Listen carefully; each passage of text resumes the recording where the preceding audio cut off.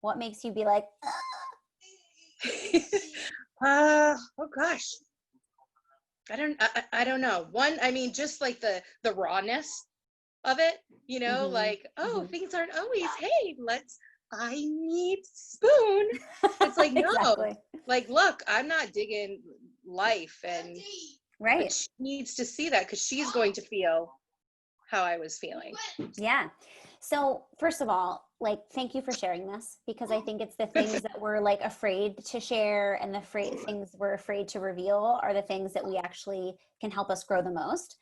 So I really appreciate you sharing like a vulnerable moment where, like you said, it's not all like unicorns and rainbows. Right. But my hope is that I can help work through a video like this with you and give you ideas to make it better. Because I know, listen, I work with kids that have severe behaviors, who try to hit me, bite me, you name it. Like, it's happened to me, and I can't even begin to understand what it's like to have a child, every day in my home that, sometimes like things aren't great. So I can understand at some level, because these are the kids that I work with every day. But at the same time, I can't understand because I'm not a parent. And I can imagine, like, just as frustrated as I get sometimes, like, you're frustrated too. It's like a normal thing to just feel like, I'm not into it today. Yeah. And I think you hit it on the head, right? Like, oh gosh, someone's seeing my frustration and potentially being shared with other families. Like, but we're human, and we're human. And honestly, like, it's, again, those things that can, help us grow the most. Right. If it doesn't really serve you to only show me the highlights reel, right? Like, I can, I need to get some insight into what's happening. So let's talk about this specific situation. Okay. So you did a great job of modeling, what I don't need right now. Let me tell you what I don't need. So you were feeling frustrated, right? But you could have been like, I'm over this. Like, I'm walking away. Like, so at some level you still showed up despite your frustration. So we're like, let me model my language for you right now. which I appreciated. Looking back on it, what do you think would have been, in that situation, the best thing to model on the device? You think it was to model your language? Or, like, if you could go back and model something else now, having seen it, now that you're in a place where you're not frustrated, like, and maybe the repetition of you saying the word frustrated is maybe that word, frustrated. You look frustrated, and I'm frustrated. So completely. You answered the question that I wanted you to answer. And, that's a situation where the language that's the most important to share and teach is the feeling. Because you guys were both very frustrated with one another. And so, it's not always a teaching moment when, emotions are running high and kids are dysregulated. But I feel like in that situation, like, she wasn't so far escalated that it was like, she was like throwing and, crying and all these things. Very frustrated. And so were you, but I still think that you could have modeled, I'm feeling really frustrated. It looks like you're feeling frustrated too. And that would have been a perfect. You might wonder why I'm smirking at you. It's like totally making so much sense. That last video in that series ended with her with the something that she wanted a break, and she was hitting vibration and lotion, and those are two things that she will ask if she needs to calm down. And I never once modeled frustrated. I acknowledge that she needed a break. Thank you for, telling me that you needed your lotion. And we did. I shut that video off so fast. We came in, we did lotion. She calmed back down. But even then I could have modeled, you looked frustrated. Now you look calm, Yeah, exactly. Like, and then it's always like a great follow-up after the frustration subsides, after, because if you think about what happens when we get escalated emotionally, like, first we need to, like, we can try to communicate that, although sometimes communication's hard when we're emotional. You know, so giving her the language so that she starts identifying what that word means and that she can communicate that to someone so that they understand how she's feeling.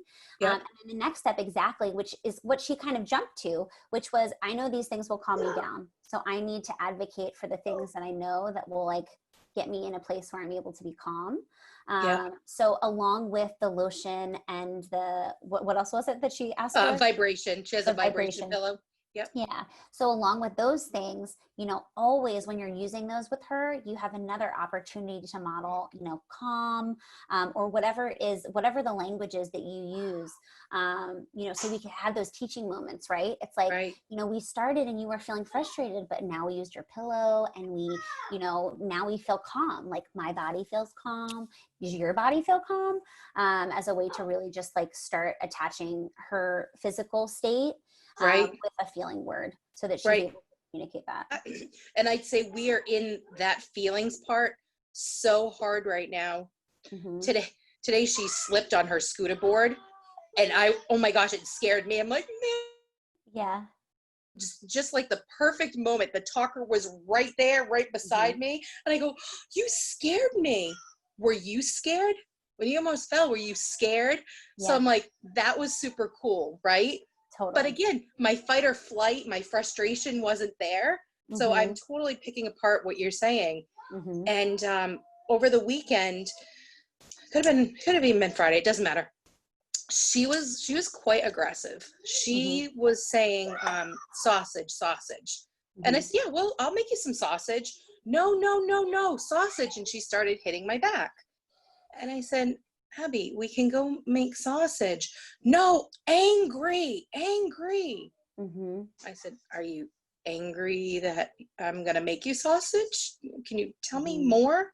Right. And I couldn't pick it apart. And I said, I hear you. I hear that you're angry, but can you tell me more? She eventually got to say, go out sausage. I said, are you trying to go out? You want to go? Yes.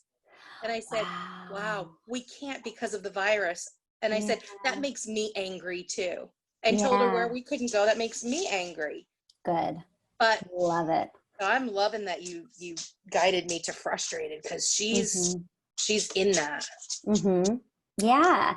And you know what else could be good? Because sometimes it's really hard, you know, again, in the moment. So I always try to think about how can I teach this kind of full circle in a way that's not always inclusive of the child. Because again, when we're emotionally escalated, isn't the best learning opportunities always. Although, you know, whenever we have high emotions, happiness, extreme anger, like those are the ones that like solidify for us. So it's kind of this like balancing act, trying to figure out like what you want to model and what kind of teaching opportunities you want to take and which ones you're just like, okay, like, let's just like survival mode. But what the whole point of me saying that was you can start kind of looking for video clips of her favorite shows or stories where the characters are frustrated, because that way it's not just about her, right? It's not just in the moment. It's also like, you know, you're really doing a lesson around what is frustrated. You know, what books that can you read where the character is frustrated?